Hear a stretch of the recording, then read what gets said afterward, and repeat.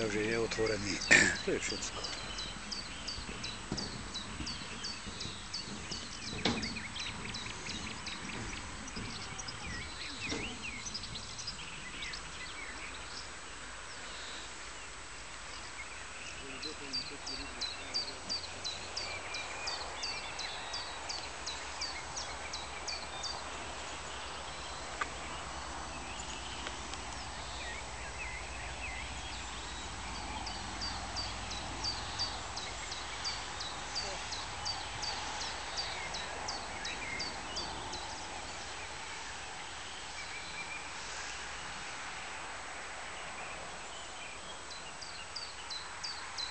Toto je fakt nasvedčujúci tomu pre našich obyvateľov, ktorí nechcú pochopiť, že je stavidlo otvorené, že je otvorené.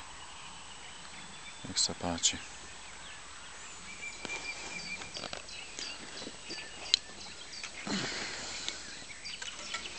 Dekel stavidla je uvoľnený.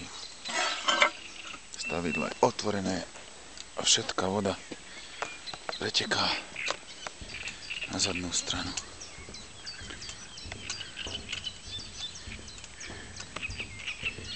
Kde hneď aj bude vidno, ako sa tu robí vír.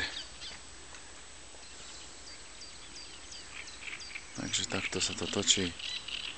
Stavidlo je otvorené naplno a tam vidno vodný vír.